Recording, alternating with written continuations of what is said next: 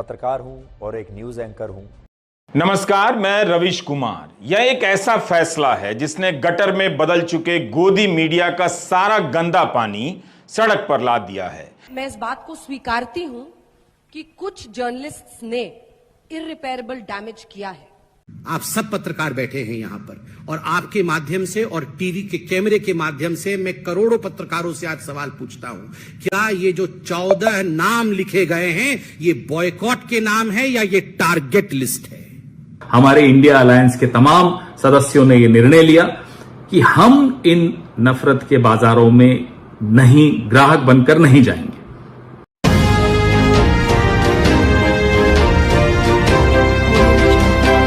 नमस्कार, page at noon एक बार फिर ज्वलंत विषय को लेकर आपके सामने है। आज हम बात करेंगे सबसे चर्चित विषय राजनीतिक दल और दो भागों में बंट रही मीडिया। राजनीतिक, सामाजिक और तमाम खास मुद्दों को चर्चा में लाने का दायित्व निभाने वाला मीडिया अब खुद चर्चा में है। देश के 4 बड़े राष्ट्रीय मीडिया चैनल और 14 एंकरों की एक ऐसी सूची जारी हुई कि मीडिया का विभाजन भी खुले में आ गया। कांग्रेस व अन्य अनेक राजनीतिक दलों के गठबंधन ने मीडिया के कुछ हिस्से पर अपना फरमान सुनाया तो उनकी फेवर में भी कई राजनीतिक दल उतर आए। इस विरोध और समर्थन के बीच मीडिया के बारे में लोगों की एक नई राय सामने आने लगी है। एक और इंडिया अलायंस ने इन एंकरों पर तरह तरह की तोहमतें जड़ी हैं, तो साथ ही अपने इस फरमान पर भावुक होते हुए आने वाले दिनों में मीडिया के ही इस हिस्से में अपना आकलन करने की उम्मीद भी जता दी है। साथियों, रोज शाम को 5 बजे कुछ चैनल्स पर नफरत का एक बाजार सजाया जाता है। पिछले 9 साल से लगातार चल रहा है। उस बाजार में अलग अलग पार्टीज के प्रवक्ता जाते हैं, कुछ विशेषज्ञ जाते हैं, कुछ विश्लेषक जाते हैं, लेकिन हम सब नफरत के उस बाजार में ग्राहक बनकर जाते हैं। हमें नफरत मुक्त भारत की दिशा में एक कदम उठाना था। आज एक निर्णय लिया गया, कुछ एंकर्स को चिन्हित किया जाए और उनके इस तरह के शोज में, इवेंट्स में हम लोग न जाएं, जिससे कि एक कदम उठाया जाए, एक सशक्त कदम उठाया जाए। We do not want to legitimize this hate-filled narrative which is corroding our society. That was the idea. आप हमारे नेताओं के खिलाफ हेडलाइन बनाते हैं, उनकी मीम्स बनाते हैं, उनके भाषणों को ट्विस्ट करते हैं, आप फेक न्यूज फैलाएं, कुछ भी करें, हम जूझने को तैयार हैं, लड़ने को तैयार हैं, आज तक लड़ते ही आए। लेकिन समाज में अगर आप नफरत पैदा करेंगे और वो भी ऐसी नफरत जो कि हिंसा का रूप ले ले, हम उसमें भागीदार नहीं रहेंगे। बड़े भारी मन से निर्णय लिया गया। We are not oppose to any of these anchors, we do not hate any of these anchors, but we love our country more. हमें भारत से मोहब्बत है, इसलिए हमें इस नफरत की दुकान को बंद करने की दिशा में अपनी तरफ से जो हो सके वो करना होगा। यही सोचकर हमारे इंडिया अलायंस के तमाम सदस्यों ने यह निर्णय लिया कि हम इन नफरत के बाजारों में ग्राहक बनकर नहीं जाएंगे। जुड़ेगा भारत, जीतेगा इंडिया। और एक जुड़ता हुआ भारत, इसमें नफरत की कोई जगह नहीं हो सकती, यह हमारा मानना है। और उम्मीद है आने वाले दिनों में वक्त बदलेगा, स्थिति बदलेगी। इन एंकर्स को भी यह आभास होगा कि आने वाली पीढ़ी इनसे पूछेगी, इनसे सवाल पूछेगी, तब इनके पास क्या जवाब होगा। ये इस उम्मीद के साथ, बड़े भारी मन के साथ आज ये लिस्ट हम लोगों ने जारी की है। और फिर से मैं कह रहा हूं, पूरी उम्मीद है कि वक्त ऐसा नहीं रहेगा। हमारे ये साथी भी सोचेंगे, चिंतन करेंगे और कुछ सुधार करेंगे। जय हिंद, जय भारत, जय इंडिया।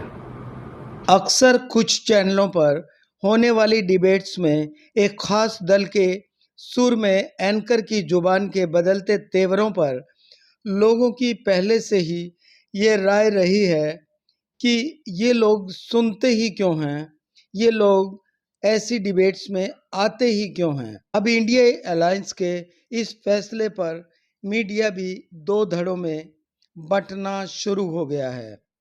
आप सब पत्रकार बैठे हैं यहां पर और आपके माध्यम से और टीवी के कैमरे के माध्यम से मैं करोड़ों पत्रकारों से आज सवाल पूछता हूं, क्या ये जो 14 नाम लिखे गए हैं ये बॉयकॉट के नाम है या ये टारगेट लिस्ट है?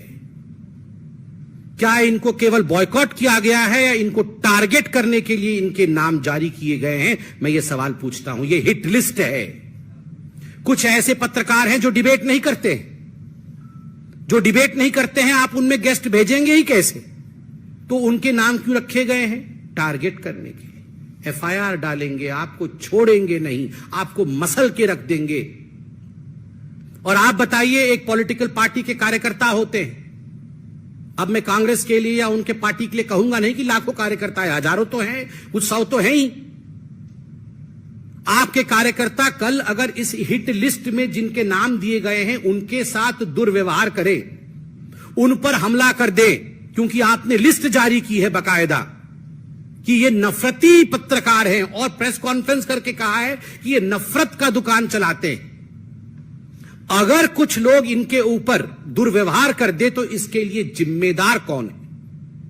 तो मैं इसको बॉयकॉट का लिस्ट कदाचित नहीं कहूंगा, मैं कहूंगा this was a hit job done by a hit list released by the Congress party and the India alliance. ये एक हिट जॉब है। सामाजिक व्यवस्था और राजनीतिक परिवेश को आईना दिखाने वाली मीडिया में 14 एंकर के बहिष्कार के इस निर्णय के बाद मीडिया की अर्थव्यवस्था और एंकरों के भविष्य को लेकर भी सोशल मीडिया पर तूफान परवान पर है। आप समझ लीजिए कि जितनी पार्टियां एकजुट होकर के काम कर रही हैं, तो आप अच्छी तरह जान लीजिए कि अब इसी का नतीजा होगा कि अभी जो केंद्र में हैं अब वो हारेंगे, अब वो जाएंगे, ये पक्का जान लीजिए। और अभी आपको बताया गया कि कैसे मीडिया पर ही कब्जा कर लिया है। कोई भी दूसरे की बात कम छपता है और ज्यादातर उन्हीं की बात छपते रहती है। कितना काम पहले हुआ है, अलग अलग राज्यों ने कितना काम किया है, दूसरे पार्टियों ने, उसका कम छपता है। ये कम करते हैं और ज्यादा छपता रहता है। तभी तो आप लोगों पर कब्जा न है जी, तब तो उपाय है। और जब एक बार उनसे मुक्ति मिलेगी तो आप सब प्रेस वाले आजाद होइएगा और जो आपको उचित लगेगा वही लिखिएगा और वही बोलिएगा। ये बहुत जरूरी है। अगर प्रेस के लोग कुछ लिखते हैं, कहीं क्या काम हो रहा है, क्या ठीक नहीं हो रहा है, वो जब लिखते हैं तो उसका असर जनता पर कितना पड़ता है। और आजकल देख रहे हैं कोई काम नहीं कर रहे हैं और खाली उनका बड़ाई हो रहा है। इंडिया अलायंस के इस फैसले पर दोनों ओर से बहस के अलावा अब आने वाले समय में पत्रकारिता की राह पर भी चिंतन शुरू होने लगा है। मैं इस बात को स्वीकारती हूं कि कुछ जर्नलिस्ट्स ने इररिपेयरेबल डैमेज किया है अपने तौर तरीकों से। झुकते झुकते वो रेंगते हुए नजर आए, लेकिन इसके बावजूद मुझे लगता है कि आम लोग और टेलीविजन या प्रिंट मीडिया का जो आज भी महत्व है वो इतना इंपॉर्टेंट है। चर्चा यह भी है कि इलेक्ट्रॉनिक मीडिया से हुई शुरुआत का असर आने वाले दिनों में प्रिंट मीडिया पर भी कितना पड़ सकता है। अब सवाल यह भी कि सकारात्मक और नकारात्मक यानी कि पॉजिटिव व नेगेटिव खबरों पर जटिल हो रहे फैसलों के बीच पत्रकारिता पर पक्ष विपक्ष की तोहमतें आने वाले समय में नई चुनौतियों को जन्म तो नहीं दे रही। नमस्कार, मैं रवीश कुमार। यह एक ऐसा फैसला है जिसने गटर में बदल चुके गोदी मीडिया का सारा गंदा पानी सड़क पर ला दिया है। इंडिया गठबंधन ने 14 एंकरों के नाम सार्वजनिक किए हैं और कहा है कि गठबंधन के किसी भी दल का प्रवक्ता इनके नफरती कार्यक्रमों में नहीं जाएगा। यह बहिष्कार पूरे चैनल का नहीं है, केवल उन एंकरों का है और उनके कार्यक्रमों का, यानी उनके प्रवक्ता उन्हीं चैनलों के दूसरे कार्यक्रमों में हिस्सा लेते रहेंगे।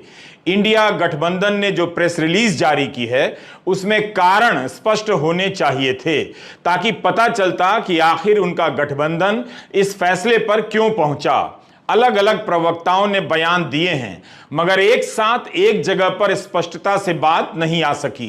इसके पीछे यही कहा जा रहा है कि इन एंकरों ने नफरत फैलाने की सीमा पार कर दी है। एक समय पहले कुछ राजनीतिक दलों ने एक मीडिया चैनल का विरोध कर उनके किसी भी कार्यक्रम और डिबेट्स में जाने का बहिष्कार किया था। अब कहा यह जा रहा है कि क्या अब जो इंडिया अलायंस ने फैसला लिया है, क्या पूर्व में लिए गए शुरुआत के उसी बड़े फैसले की पुनरावृत्ति तो नहीं है? इनके जो चैनल हैं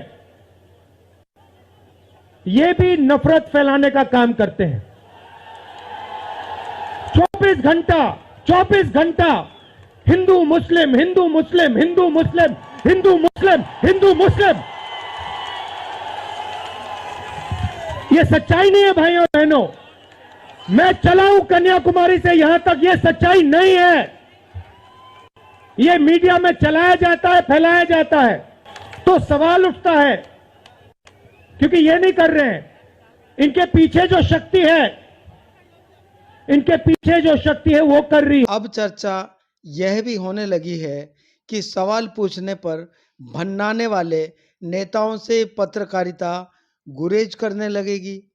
सवाल यह भी है कि मीडिया का बदलता स्वरूप और एक खास सोच के साथ पत्रकारिता के इस दौर में आमजन अपने आप को अकेला महसूस तो नहीं कर रहा। ये सभी सवाल उन सवाल पूछने वाले पत्रकारों के भीतर ही आंदोलित होने लगे हैं।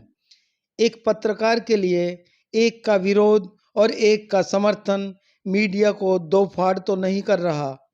मीडिया में बढ़ते ग्लैमर, आज के युग की महत्वाकांक्षाएं और एक तरफा सोच को लेकर चर्चाएं होने लगी हैं।